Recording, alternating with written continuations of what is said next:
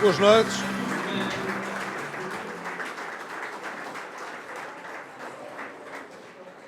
Muito boa noite. Muito obrigado a todos. Os meus cumprimentos a todos os dirigentes do PSD, dos TSDs, da JSD, que aqui estão, os nossos deputados, presidentes de Câmara. Não há dúvida, temos aqui um jantar que reúne muitas pessoas que reconhecem a importância não apenas do mundo do trabalho, mas também da organização autónoma do PSD, que são os TSDs, e que são uma força também muito relevante daquilo que é uma peça essencial do nosso movimento sindical, que é a UGT. Cumprimento por essa razão, de uma forma muito particular, a Lucinda Damaso, que é, de resto, a Presidente da UGT, mas que aqui é também uma figura importante dos TSDs, é a Presidente do Congresso dos TSDs, e cumprimento também o Pedro Roque como Secretário-Geral. Julgo que aquilo que ainda há pouco aqui o Pedro Roque nos dizia, a propósito da reflexão que os TSD vão iniciar, a propósito das transformações que estão a ocorrer na economia global e que, em parte significativa, por via das transformações tecnológicas, obrigam a pensar o mundo do trabalho, as relações do trabalho, bem como os problemas associados ao financiamento da segurança social, não prescindem de uma atividade não apenas reflexiva, mas também de uma ação concreta por parte dos sindicatos, por parte dos órgãos de governo e também por parte da Assembleia da República, evidentemente. Não há dúvida de que esse é um problema que nos próximos anos, não sabemos precisar, se nos próximos 5, 10, 15, mas temos noção de que nos próximos anos tudo o que envolve a introdução progressiva da inteligência artificial, da robotização, da substituição, portanto, do trabalho por máquinas, por computadores, por outras formas tecnológicas mais avançadas, cria um problema muito sério, na medida em que, para já, estamos a ver um conjunto de atividades e de profissões que podem, com facilidade, ser substituídas, mas ainda não temos uma noção clara de quais são os novos tipos de emprego que possam ser gerados. Em princípio, novos empregos serão gerados. As mutações tecnológicas não se iniciaram nos últimos anos. Já têm muito tempo. E é verdade que, do ponto de vista do desenvolvimento económico, social, o mundo progrediu e transformou-se extraordinariamente com todas as inovações tecnológicas e sempre foi possível encontrar novas oportunidades de emprego onde se julgava que só havia ameaças ao emprego. Mas as mutações que estamos hoje a viver não nos dão ainda uma imagem clara daquilo que pode vir no futuro a constituir oportunidade de realização digna de trabalho para as pessoas, enquanto que temos uma noção muito clara de quais são as profissões e os empregos que se podem perder. Há muitas áreas onde isso já é muito visível. Nós sabemos, por exemplo, que ao nível da banca já houve uma transformação muito razoável. E sabemos que muitas transformações ainda vão ocorrer no futuro próximo. Este é um dos casos típicos onde a generalidade das pessoas tem uma noção clara das transformações que foram ocorrendo. As pessoas sabem hoje que não precisam de ir ao seu balcão, ao banco, para resolver muitas das questões que, tradicionalmente, só podiam ser resolvidas pelo atendimento direto. A substituição, portanto, por máquinas ou por processos de natureza mecânica ocorreu já muito na área bancária. Mas há outras áreas, nomeadamente na educação, onde quem julga que o professor é insubstituível pode estar enganado. Não quer dizer que o professor em si seja substituível. Claro que sempre precisaremos de professores. Mas há muito trabalho feito por professores que pode ser feito por máquinas. E quem fala da educação e, portanto, dos professores, fala de quase todas as profissões. O que significa, portanto, que quanto mais depressa soubermos pensar estes problemas, mais habilitados estaremos para resolver os choques que a introdução destas tecnologias podem vir a ocasionar no médio e no longo prazo. Sabemos, em todo o caso, que é o trabalho que liberta as pessoas, que as dignifica. E quaisquer que sejam as formas que esse trabalho possa vir a revestir no futuro, ele é essencial para o equilíbrio da sociedade. É muito importante, por isso, que as organizações representativas dos trabalhadores façam realmente este esforço de procurar adivinhar as tendências e ir antecipando os problemas para poder cada vez mais representar o futuro e não o passado. Esse é o maior desafio de quase todas as organizações, dos partidos, evidentemente, mas também das organizações sindicais. Estarem suficientemente abertas para poderem representar aquilo que ainda hoje não está lá, mas que é muito importante que venha a estar no futuro. E os sindicatos deverão estar particularmente sensíveis a isto, porque, apesar do seu trabalho, a verdade é que o nível de sindicalização tem vindo a decair ao longo dos anos. E isso não pode deixar de dar que pensar ao movimento sindical e também aos TSDs.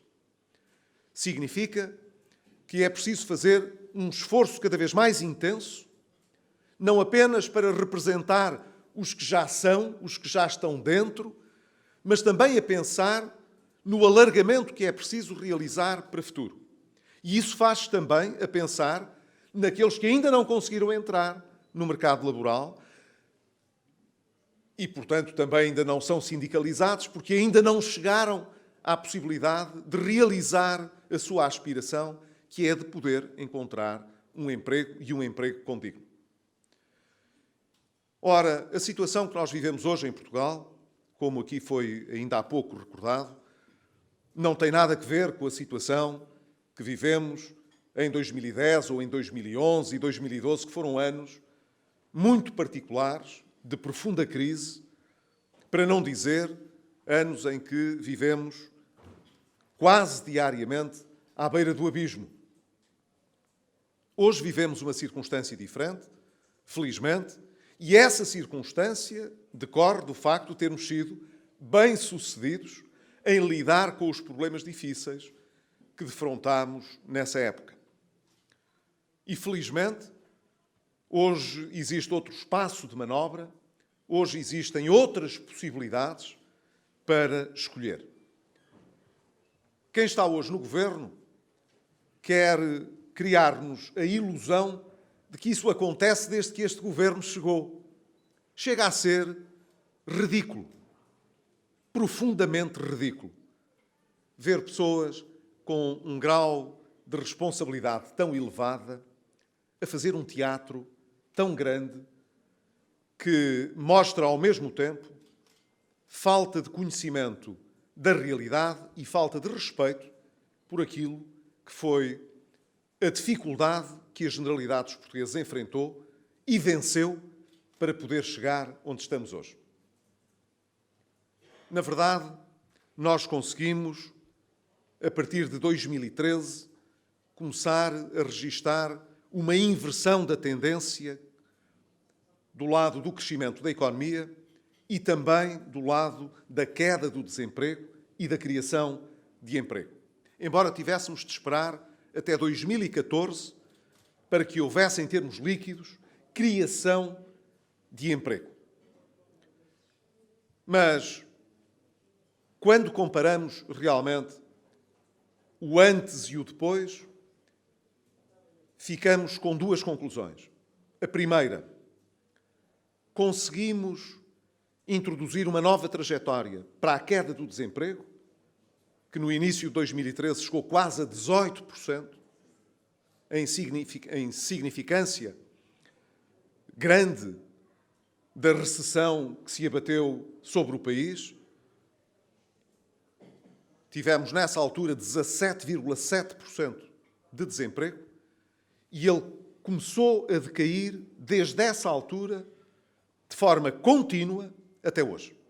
E, felizmente, os últimos números apresentam mesmo um valor para a taxa de desemprego já na casa de um dígito abaixo, portanto, dos 10%. E isso é extraordinariamente importante. Infelizmente, como também aqui foi notado, a capacidade para gerar emprego não segue na proporção da queda do desemprego. Isto pode, para aqueles que são menos atentos, parecer um contrassenso, mas é verdade. O desemprego não é o simétrico do emprego. Quer dizer, o emprego não cresce na mesma proporção em que decresce o desemprego. Até porque, quando medimos o desemprego, estamos também a medir aqueles que já desistiram de procurar emprego, estamos também a ter em atenção aqueles que passaram da vida ativa para a situação inativa. Às vezes estamos também a pensar naqueles que procuraram outras economias e que, portanto, emigraram. Tudo isso ajuda a baixar o desemprego. Mas nem por isso ajuda a fazer crescer o emprego. O emprego só cresce na medida em que haja mais investimento, em que as empresas possam ter uma perspectiva de desenvolvimento mais significativa, em que possa haver mais empresas, ou dentro daquelas que existam, mais investimento para crescimento da empresa, que não pode ser feita apenas à custa de capital, que tenha de ser feita também à custa do fator trabalho.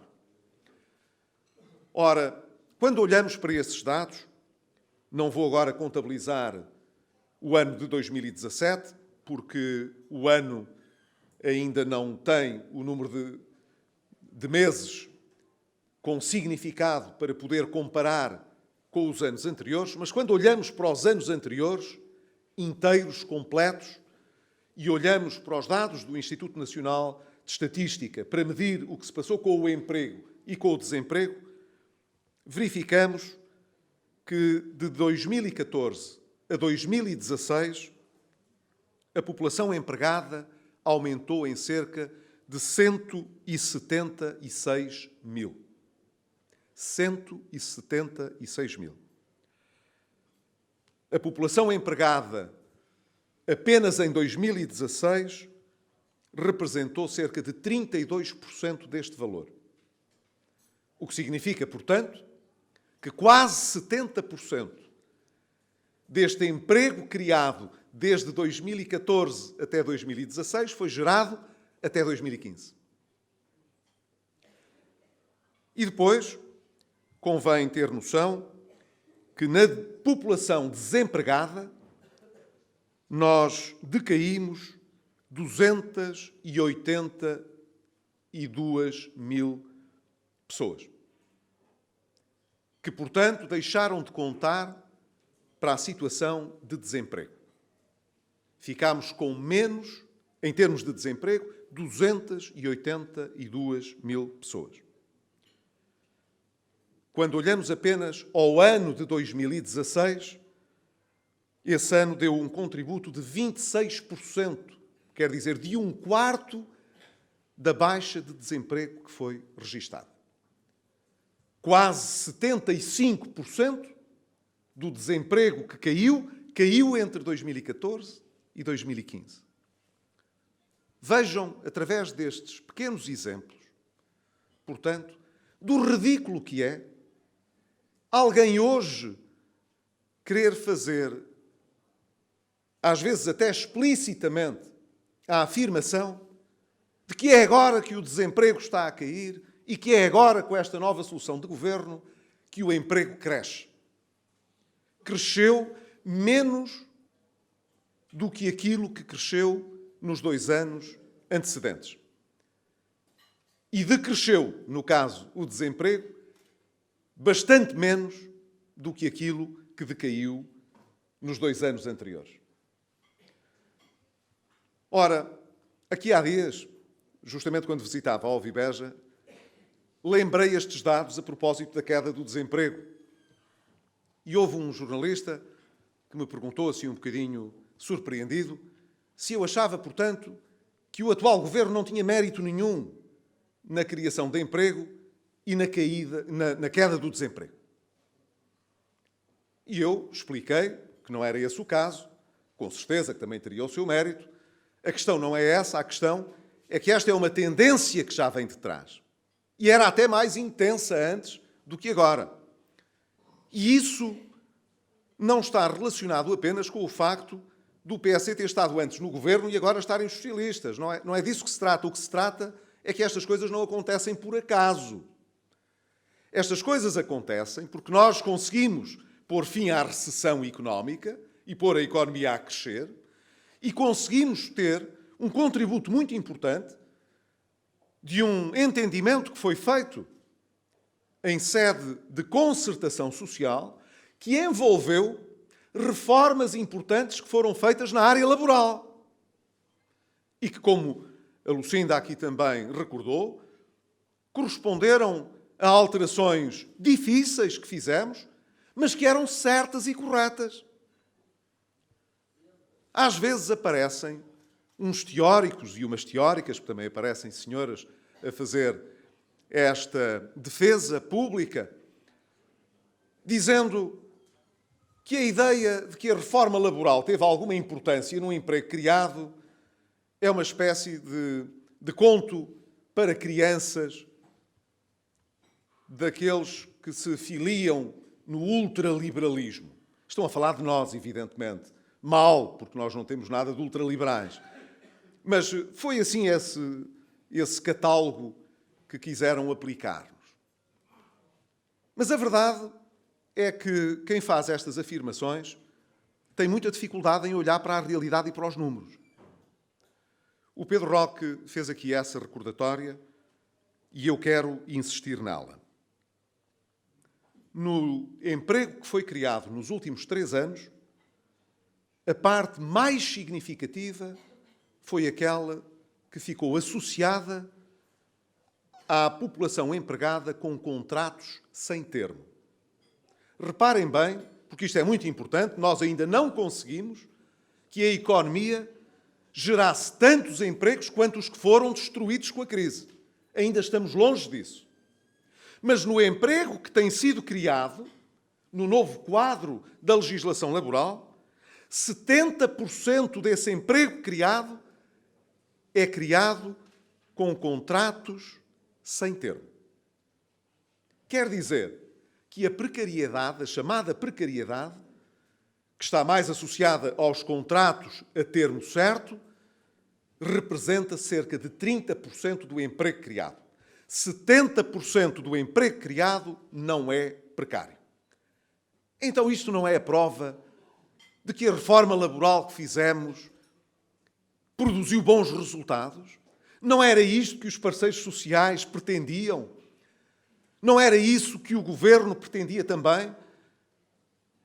Tomar as decisões que eram importantes para que o emprego regressasse e, de preferência, para que esse emprego fosse um emprego não precário.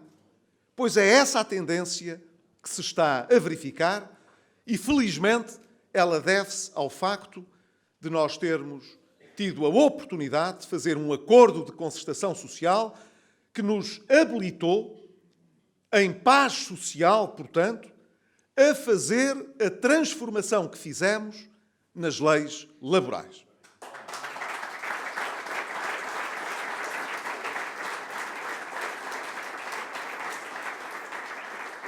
Mas nós sabemos que ainda hoje há quem não se conforme com isto. e quem acha que estes resultados não são bons, são maus, e que, portanto, considera que o Governo ainda não está a fazer uma política suficientemente de esquerda enquanto não reverter esta reforma laboral. E apesar de amanhã ser 1º de maio e de ainda não ter havido uma greve geral, foi preciso chegarmos à véspera do 1º de maio para que se pudesse ouvir uma ameaça de possível greve geral se o Governo não virar suficientemente à esquerda. Imaginem, se o Governo não virar suficientemente à esquerda. Quer dizer, se não reverter a reforma laboral que foi feita. E perguntam. De resto, a CGTP tem perguntado de uma forma direta. Diga ao Governo, tem ou não tem um compromisso assumido com as associações patronais para não reverter a reforma laboral? Diga que isso é importante. Está quieto. Até hoje ainda ninguém ouviu um pio. Não sei porquê. Porque o Governo pronuncia-se sobre quase tudo. Não sei porque não responde. Eu não sei se tem ou não tem, e, para o caso, é-me irrelevante a especulação. O que quero dizer é que não tenho dúvida que no dia em que esta reforma laboral for revertida, quem pagará os efeitos negativos dessa reversão serão, evidentemente, os trabalhadores e, em particular, os mais jovens que têm continuado à espera para poder ingressar no mercado de trabalho e que não o têm podido fazer ao ritmo que desejariam, apesar do desemprego jovem já estar na casa dos 23% ou dos 24%, contra os 43% ou 44% que chegou a atingir no pico da crise. Se o Governo reverter esta reforma, não é uma reforma do Governo que eu chefiei que reverte. São as expectativas legítimas dos trabalhadores e dos mais jovens que sofrerão uma grande reversão. E, portanto, eu espero que o Governo prefira este simulacro ou ameaça de greve geral do que estar a fazer, também nesta área, uma reversão que seria um mal para o país e que não traria nenhum benefício no curto ou no médio prazo para quem está no Governo. Gostava também, nesta ocasião, de dizer-vos que creio que o país podia estar hoje melhor do que está. E isto é muito importante, porque para quem, como nós, nos TSDs, através dos sindicatos, para outros que estiveram na Assembleia da República e no Governo, e que tanto sofremos para que o país pudesse vencer as dificuldades e ter uma economia a crescer e a gerar emprego e a gerar rendimento, chega quase a ser insultuoso ouvir dizer que o que nós queremos é o mal do país para podermos ter alguma hipótese de voltar ao Governo. O atual Primeiro-Ministro, que se irrita muito comigo, como é visível,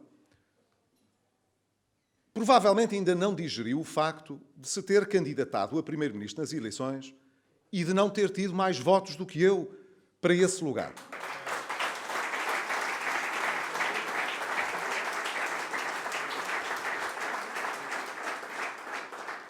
Durante muito tempo, criou-se assim a expectativa de que o Partido Socialista ia ganhar com maioria absoluta.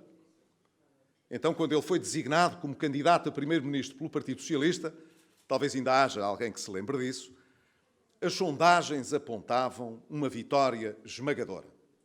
O importante, a única dúvida da altura, era saber se havia maioria absoluta ou não havia. Houve uma absoluta derrota.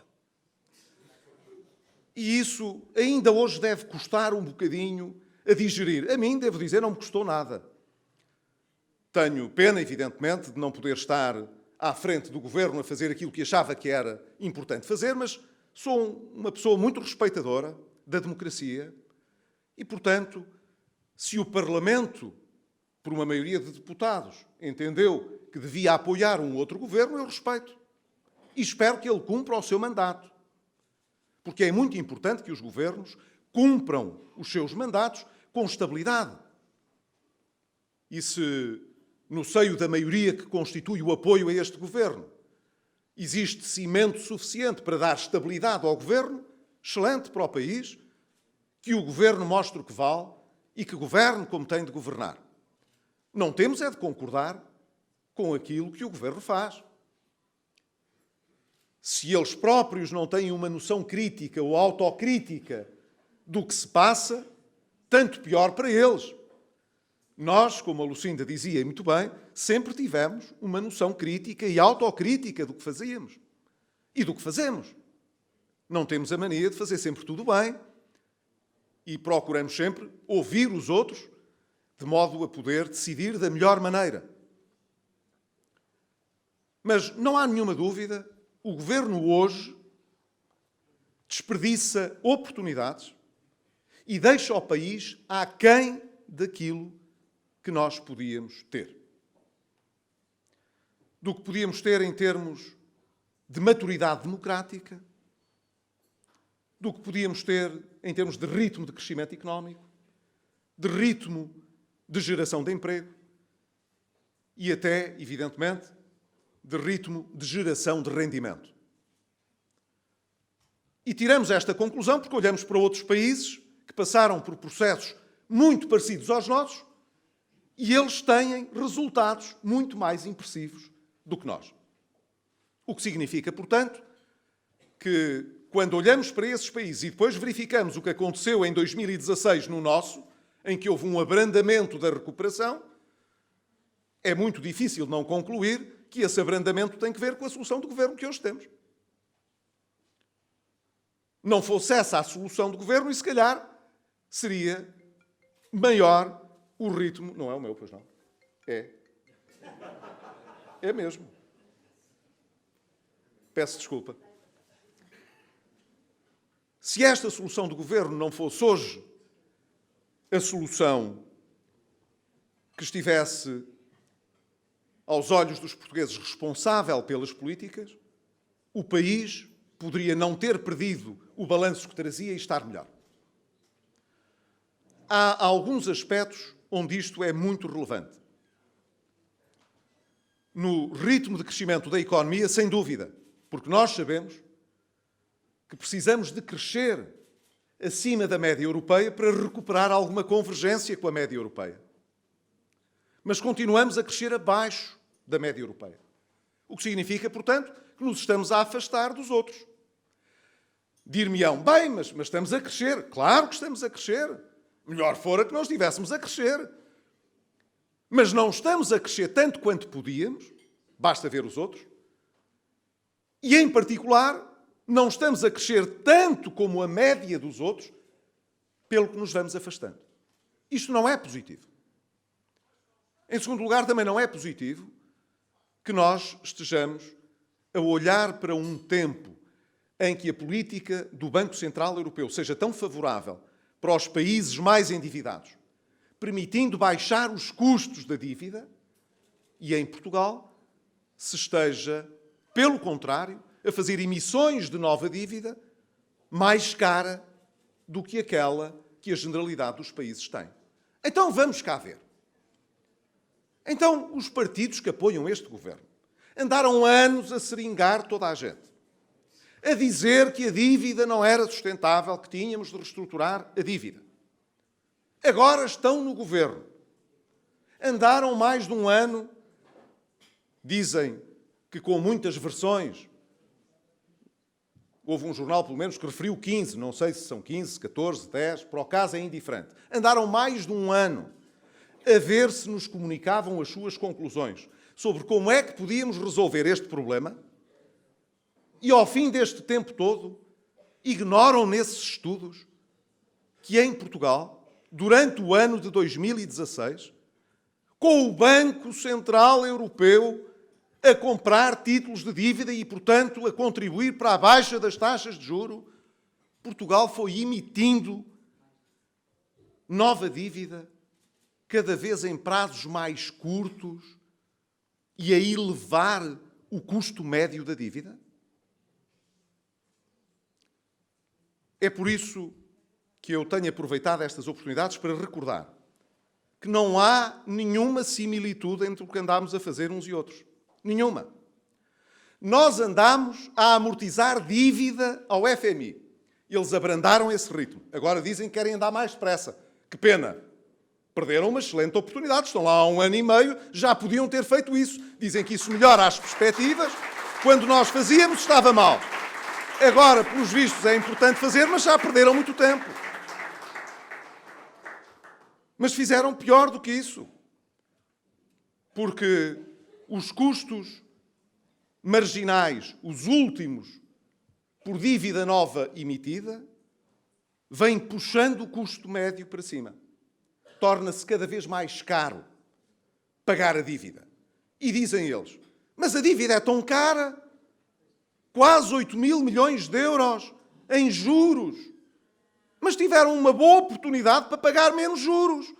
Porque é que não aproveitaram, como os outros países todos, durante este ano e meio, para ter taxas de juros mais baixas? É que podiam, em vez de andar a emitir em prazos mais curtos, andar a emitir a prazos mais longos, a 10 anos e mais, a um custo inferior àquele que às vezes emitem no curto prazo.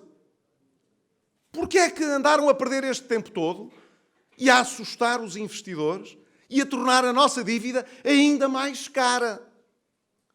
Hoje já há notícia de que as ideias que propõem para poder ter mais tempo, mas sobretudo perdão de juros, dos empréstimos europeus, não é viável.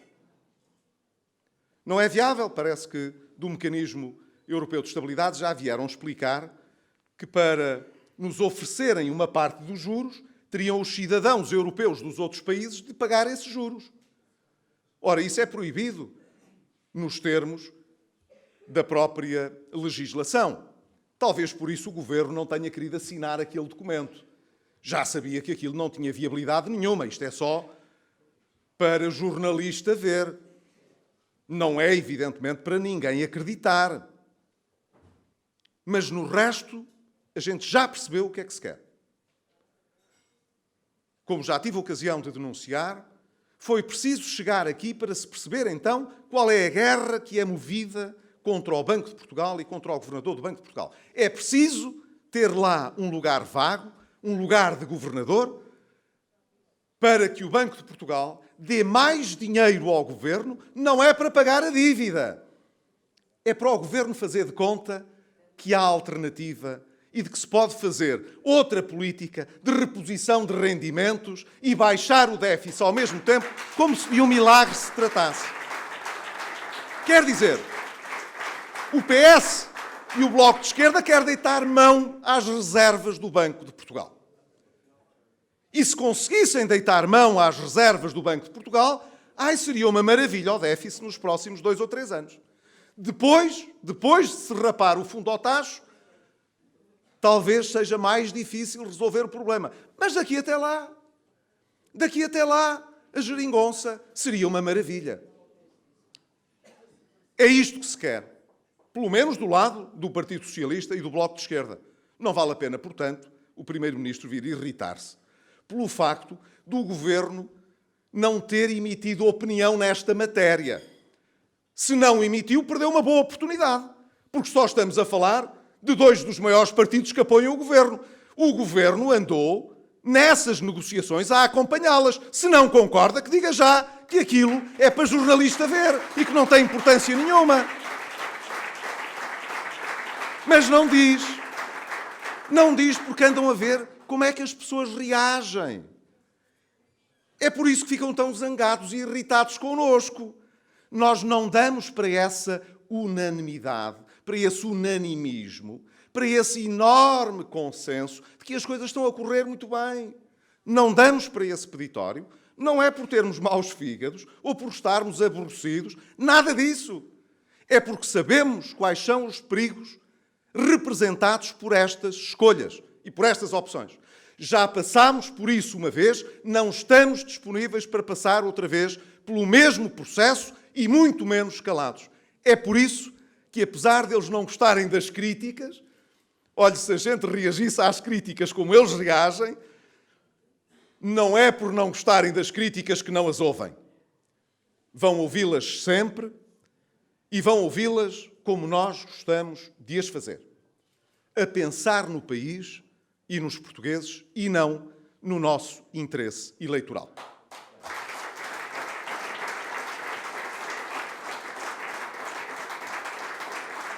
Se fosse o PSD guiar-se apenas pelo seu interesse eleitoral, estaria a fazer o oposto do que faz. Estaria a dizer, porque não aumentam mais o salário mínimo? Deviam aumentar mais. Porque não aumentam mais as pensões? Porque não aumentam mais os funcionários públicos? Não é o que o Governo faz? Não é tratar cada clientela potencial da melhor forma possível? Corresponde isto ao interesse do país? A mim parece-me que não. Se olhamos para o país, temos de olhar para a composição de todos os interesses, por mais legítimos que sejam, e há muitos interesses legítimos no país. É assim. Quem está no governo tem de olhar para a composição de todos os interesses. Não anda a governar para este e para aquele. Não anda a querer dobrar as instituições independentes para que lhes comam na mão, para que façam o diálogo prévio até poderem sugerir aquilo que só o governo gosta de ouvir e aceitar. Isso não é uma composição dos interesses da sociedade que corresponda a uma posição de imparcialidade e de independência de quem governa. Nós podíamos, portanto, estar na oposição, uma vez que agora estamos na oposição, a fazer a demagogia toda. Mas escolhemos não a fazer, como escolhemos no governo não fazer demagogia. Disse, ainda era primeiro-ministro, que tínhamos um problema muito sério para lidar. E não sabia, com honestidade, como é que o poderíamos resolver. É o problema do congelamento das carreiras na administração pública. As carreiras na administração pública estão congeladas há muitos anos. Há muitos anos mesmo. Imaginem o que é estar numa organização onde durante 12, 13, 14 anos não há nenhuma perspectiva de progredir na carreira. Algum dos senhores aqui escolhia essa carreira? Se vos dissessem à entrada, olhe, nos próximos 12 ou 13 anos não conte com nada, porque nós não temos condições para que o senhor progrida, alguém que estivesse a iniciar a sua carreira acharia isto minimamente atrativo? Não é. O congelamento que foi feito, e foi feito antes de eu ter chegado ao governo, implicou, durante todo o período que vivemos, e até hoje, que não só as carreiras permaneciam congeladas, como que o tempo de congelamento não contava para a progressão, evidentemente, porque senão as pessoas seriam recolocadas, apesar de não receberem, numa posição superior. E por isso eu disse, descongelar as carreiras custa imenso dinheiro. Mas depois de ouvir a posição do Governo sobre esta matéria, fiquei com a ideia de que o Governo quer dar aos trabalhadores a ideia oposta, a de que o descongelamento das carreiras só custa para futuro. Para trás não custa nada, porque o tempo de congelamento não conta para nada. Mas é que se não conta para nada, deixem-me dizer, não sei porque é que não descongelam já. Se não tem custos. O princípio do descongelamento das carreiras advém justamente do pressuposto de que no dia em que se descongelar se tem de reconhecer o tempo do serviço. Agora, se a ideia é não contamos com nada, não contem com nada, os sindicatos nem pensem que o tempo que já decorreu conta para alguma coisa, então se essa é a perspectiva, porque é que não descongelam já?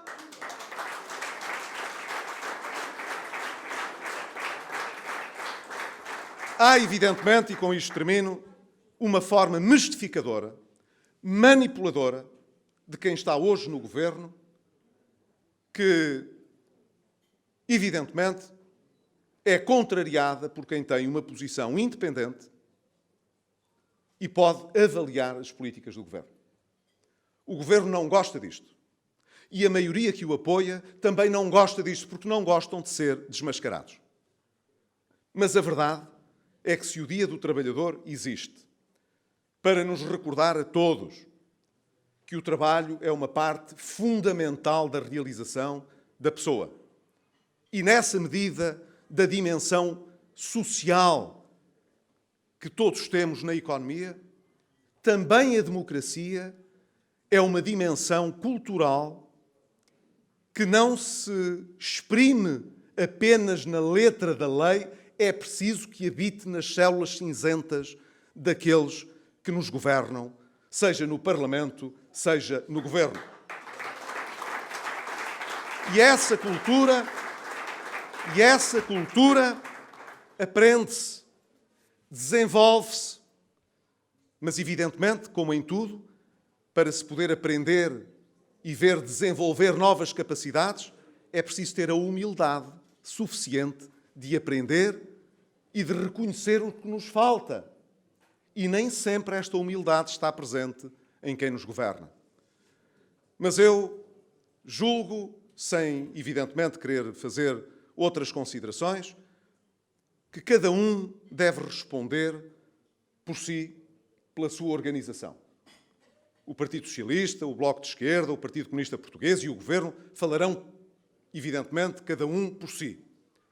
Nós falamos pelo PSD. E continuamos fiéis à nossa tradição.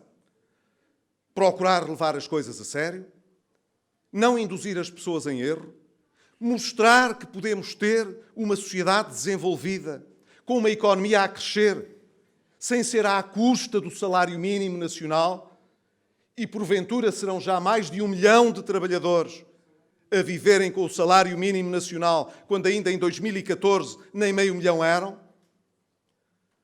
Podemos ter uma sociedade muito mais competitiva e simultaneamente mais solidária do que a que temos, mas para isso temos de estar disponíveis para fazer reformas, para fazer de outra maneira.